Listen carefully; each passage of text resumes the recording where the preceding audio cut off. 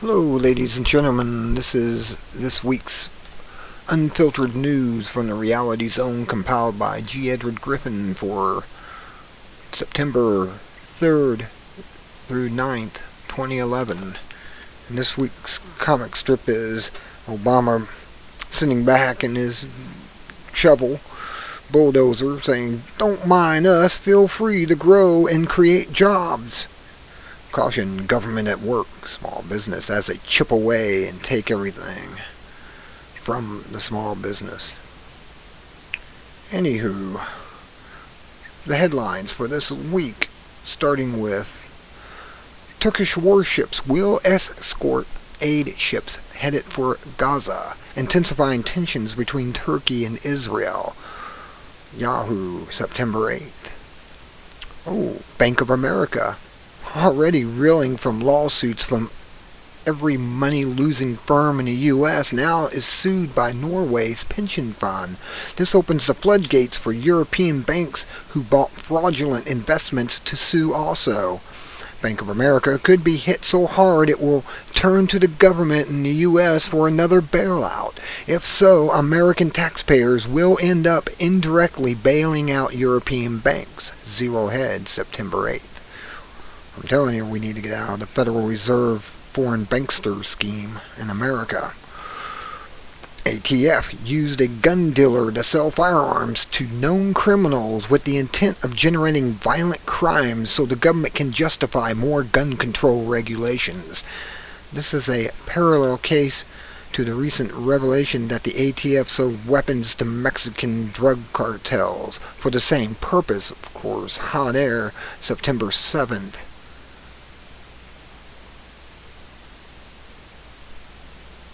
Alright, Bloomington, Minnesota. Shoppers at Mall of America, one of the nation's largest malls, are being subjected to interrogations and suspicious activity reports. Some shoppers are detained by police and reported to the FBI. NPR, September 7th. Yes. Your papers, please. In America, Fourth Reich is coming to a mall near you. U.S. Who won the Republican debate? You can vote here and also see the running results of the MSNBC poll. Ron Paul won by a huge margin, but don't expect mainstream media to mention it. Oh no. MSNBC, September 7th. They tried to do their little trick and fudge the numbers in the poll, and then when people were bringing up that there's something wrong here, they had to correct it, and it did correct later that day. Video, Ron Paul highlights from the California GOP debate. Despite the fact that he was largely ignored, he made excellent points in the time allotted. RonPaul.com, September 7th. California HPV vaccine bill that allows girls 12 and older to get their vaccine without parental knowledge or consent was bankrolled by campaign donations from the Merck, the company that makes the vaccine. They will be paid for by taxpayers. Oh, you're being taxed for a drug company making billions. Cal Watchdog, September 6th. And they're also trying to get this in Mexico for all young girls 12 and older to get this vaccine that causes crippling and all types of side effects. Michigan governor signs a 48-month limit on welfare. There are plenty of exceptions for the disabled and elderly and caretakers. Food stamps, health care, child care, and emergency services will remain intact, though. One tiny step in the right direction. Fox News, September 6th. U.S. Army orders its first batch of suicide drones, which are backpack-sized flying bombs that can be launched and directed in close combat by a single soldier. MSNBC, September 6th. Very scary little things if they get into a terrorist's hands, or a so-called terrorist's hands. Texas, U.S. Forest Service rejects the help of trained firefighters who came at their own expense. This is true. They came up there to volunteer to fight the fires in Texas, and guess what? They were turned away. FEMA said they had it all under control and then sat back. In the worst fire in Texas history, they were told, if you don't have a vehicle that squirts water, go home. Gonzales Cannon, September 6th. G. Edward Griffin's analysis of why government agencies refuse to help from private professionals using Katrina as the example. Excuse me. The answer may surprise you. Freedom Force. U.S. Presidential candidate Rick Perry, governor of Texas, cut funding of the volunteer fire department from $30 million down to only $7 million. Now there aren't enough firefighters, so he has called in FEMA, the federal government, to close the gap, as I was saying. Opposing views, September 6. European study funded by psychiatrists who prescribe drugs as a treatment of choice find a whopping 38% of the population are mentally ill. Of course, money to be made. Critics say 38% merely is a measure of normal stress in society, not mental illness. We agree with the critics. This is orchestrated by the pharmaceutical industry to get as many people as possible on drugs for the rest of their lives and a paycheck in their pocket. CBS News, September 6. Video, 16-year-old boy makes up piano compositions on the spot and has never had a lesson. Click and be amazed. YouTube, August 29th. U.S. evidence is mounting that the Obama administration authorized the ATF to illegally sell weapons to Mexican criminals. The goal was to cause a wave of violent crimes along the border, have weapons traced to American gun stores, and create public support for gun control laws in the U.S. Lubbock Online, September 5th. Arizona Department of Homeland Security misplaced a live bomb used in an anti-terror drill and still can't find it. Intel Hub, September 5th. Watch for this on Sunday. On the 11th.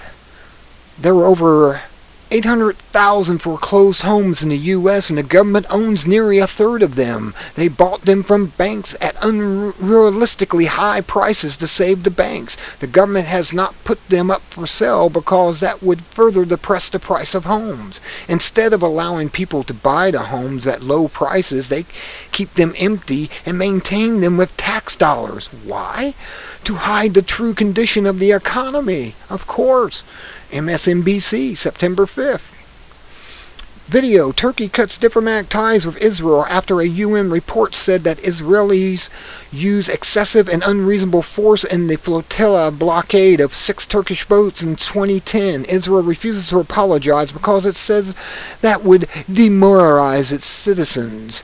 No, it does demoralize the Zionists that's running their government. It's not the people of Israel, it's their government. Newsy, September 4th. China is on a gold buying spree to crash the U.S. dollar as the world's reserve currency and replace it with Chinese currency. Global pension funds are worth 31 trillion and hold less than 1/3 of 1% in gold. When they catch on to the new reality and try to increase that share, the price of gold will explode. The process already has begun. Zero Hedge, September 3rd. Major banks are being sued by federal regulators for knowingly selling bad mortgages. Fannie Mae and Freddie Mac lost nearly $200 billion on bad mortgages sold to them by Goldman Sachs, who later bet against them in the stock market. Huffington Post, or HuffPost, September 2nd. Amazing how they scam each other even. Here is a list of banks named in the lawsuit and how much they sold to Fannie and Freddie. Business Insider, September 4th. Obama halts oppressive EPA regulations for ozone emissions. He is responding to public anger over the economy and the fact that these rules have made things worse. MSNBC, September 3rd. Here is the story of how the CIA has become one hell of a killing machine that focuses on executions of political enemies instead of intelligence gathering, which that was their original purpose. Wired, September 3rd. Now they're just basically a hired gunman for anyone in the U.S. government. U.S. EPA has classified hay as a pollutant and requires farmers to store it in pollutant containment areas. Enforcement is selectively applied against family-owned farms and feedlots while ignoring the large corporate operators, because it's corporatists who have taken over, and it's not capitalism is the problem, it's corporatists who are the problem. It appeared that EPA has partnered with corporate processors to squeeze out small competitors. Our California, September 3rd. Don't you know? Video.